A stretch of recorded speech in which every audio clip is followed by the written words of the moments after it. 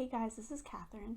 I'm here today to talk a little bit about secondary behaviors. So, when you think about stuttering, we kind of think about those overt stuttering behaviors like the blocks and the repetitions and the prolongations. We don't always think about the feelings that also come along with stuttering, like shame, guilt, anxiety. We also don't think a lot about those other behaviors that we engage in during stuttering, like it could be anything like blinking or tapping, jerking your jaw, losing eye contact, things like that. These behaviors are called secondary behaviors. So we use these behaviors in order to kind of escape these moments of stuttering when we're caught in them. We probably learn them as children.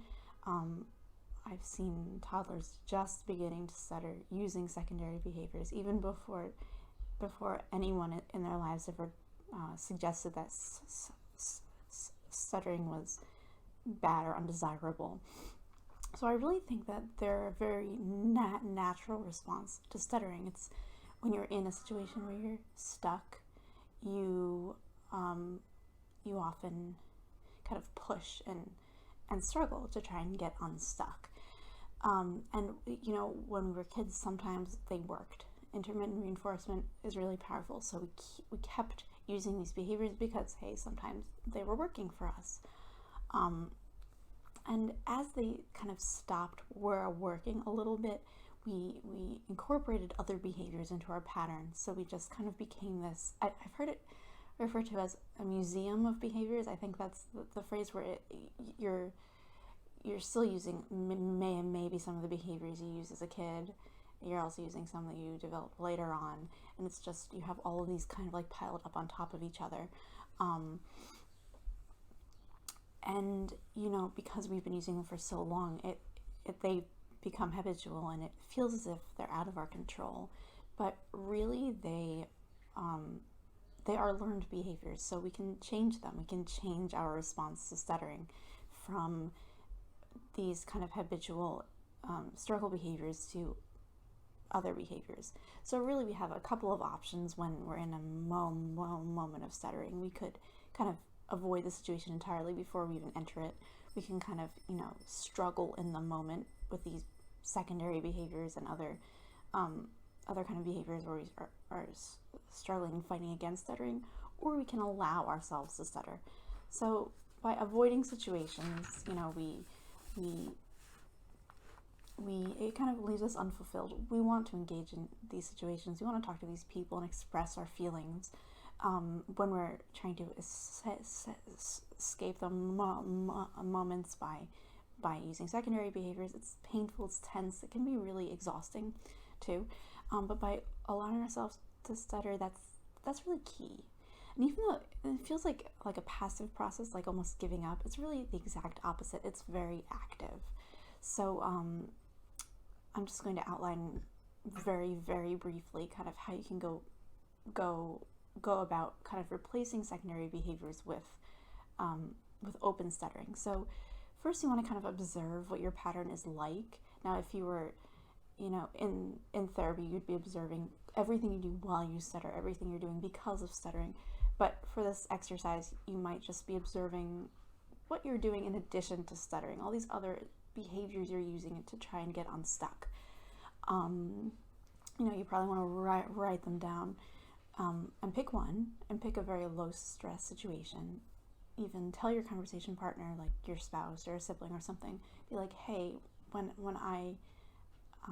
I'm stuttering in this situation, I'm going to try something different. So you enter this moment of stuttering, and instead of doing this habitual knee-jerk sort of behavior to try to escape, you sit in that moment of stuttering and openly stutter. Now you might be thinking, now how am I going to openly stutter? I avoid and escape. I don't know how to do it. So I do have another video on voluntary stuttering and also an article on my blog as well, Permission to Stutter. But briefly, you can kind of allow yourself to stutter by using like voluntary stuttering. either like a voluntary prolongation or repetition to get some sound out and to get unstuck. This isn't to try and change your pattern or anything, it's just to kind of get some sound out when you're stuck, when you don't, you want to be openly stuttering, you're not sure how. So a prolongation is just, you get on the first sound of the word that you're stuttering on and repeat it until you get to a point, they call it the point of easy release, when you feel as if you can release the word without struggle. Just go on with what you're saying. You could also do a prolongation, which is the same sort of idea, but you're prolonging that sound you're stuttering on until you can kind of feel like you can release it without pushing. And you know, you won't always have to think about, oh, I'm going to do a prolongation now. Eventually you'll be able to let go, and your body will know how to stutter, and it will do it without you trying. So there are a lot of benefits of open stuttering too. It helps you to take on the role of a person who stutters, which is important. Some people theorize that, you know, fear of stuttering is caused by us trying to pretend to be fluent people, and you know, constantly failing at that because we're not. We're people who stutter, and so by taking on this role of a stutterer, you're not feeling that fear, the anxiety, constantly feeling like you have to cover up stuttering. Being open about stuttering and like talking about it has also been linked with higher quality of life, less fear related to stuttering. I already said that. And also, I think there's probably going to be less ambiguity around what's going on. If you're doing all these distracting behaviors like that, instead of stuttering, it could be kind of confusing to other people. And of course, I mean, at the end of the day, it doesn't really matter what other people are thinking, but if you want to just decrease that ambiguity, like you're not shy, you're not shy or whatever, it's just you're stuttering. So if you're openly stuttering, people are going to be like, oh, he's stuttering, not like, what's he doing? Like, I don't understand. That could be important to you.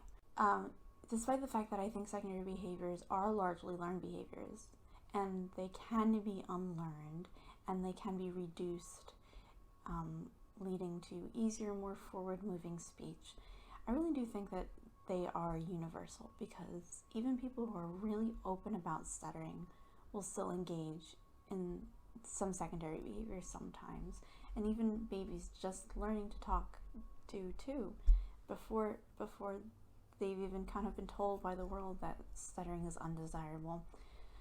So I really think if we're going to be on this path of embracing our stuttering, it would make sense to embrace every part of our stuttering, including the secondary behaviors, and kind of be gentle with ourselves. It's okay if that happens sometimes, if we're not openly stuttering all the time. And I think it's just all part of the experience of stuttering.